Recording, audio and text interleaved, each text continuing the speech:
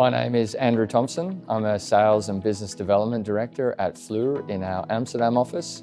Fluor is a global EPC company working on projects all around the world, and our job as an EPC is to turn these PowerPoint presentations into a reality.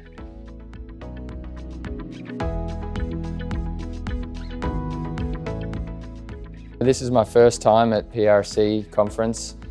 My colleagues have told me in the past that it's been a great event, so I had to come and see it for myself. I'm here really, I think, to connect with the different people in the industry, whether it's owners, whether it's technology companies, whether it's suppliers, to find out what are the industry trends, what are happening in terms of projects around the world, what role can we as Fluor play to help turn these projects into a reality, as I said.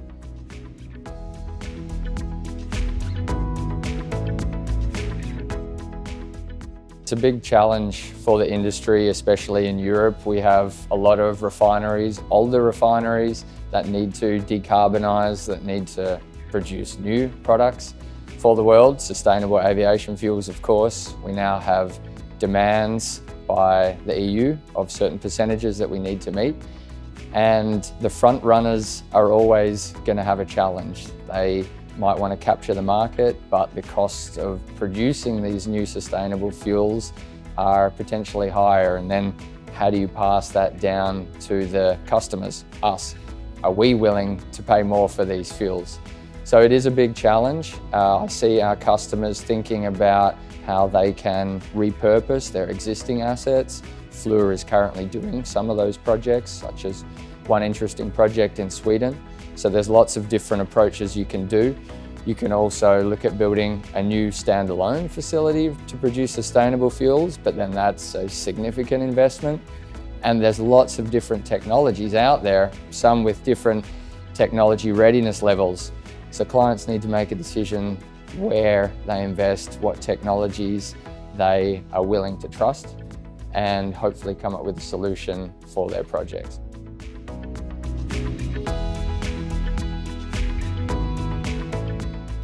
So I think it's clear in terms of downstream projects that are following a HEFA route or alcohol to jet route seem to have a higher technology readiness level and are going to have a higher chance of moving ahead. But as we know, it's an energy transition and it will change over time. There are other technologies, power to X, that eventually will come into play.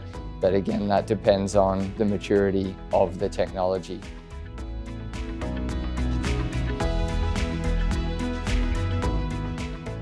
Absolutely. I think it's key to have all the key players of these projects together in one space, because you have the owners, you have the EPCs, you have the licensors, you have the suppliers, and if we don't all work together, we can't make these projects happen.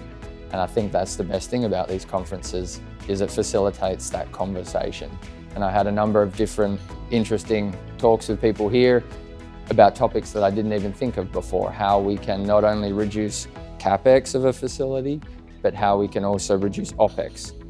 And if we're all back in our home offices, working on our own pieces of the project, you don't have the opportunity to put all those pieces of the puzzle together to de-risk the project, to come up with a solution that works for the client.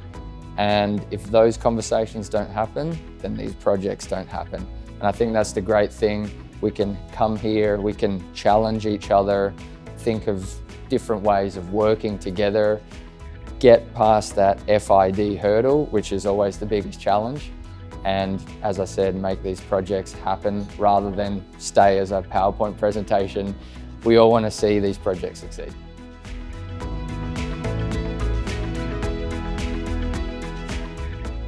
I think probably one of the most valuable takeaways from this conference is that we need to open our vision to understand how we can collaborate and work together, because there's so many other new ideas that are out there that if we put them together, we can be successful.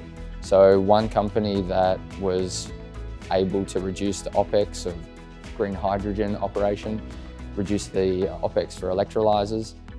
Often they may not be talking with the EPC companies or the owners, which then can reduce the overall cost of a project. So that was a really nice takeaway for me.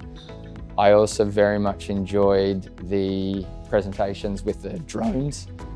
It's always good to see something live, even though we were in a very close space.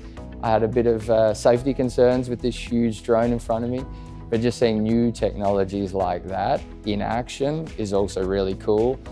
Also seeing people talk about AI and how that can be applied to our industry. We know it's going to be an integral part going forward.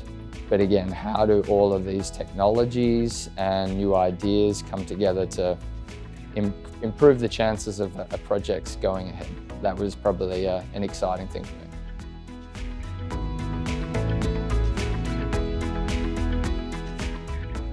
I really enjoyed, I think, some of the honest presentations that were given today. Often you attend a conference and people are talking in general terms, not specific. There's a lot of willingness to do energy transition projects, but sometimes people actually don't talk about why it's difficult and put the real problems on the table.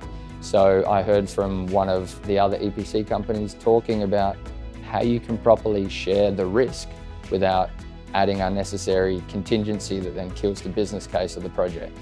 Too often we don't talk about those challenges and we gloss over them, but I really appreciate, I think, some of these honest conversations that have happened, because if we don't talk about them, then there's no chance of us being successful.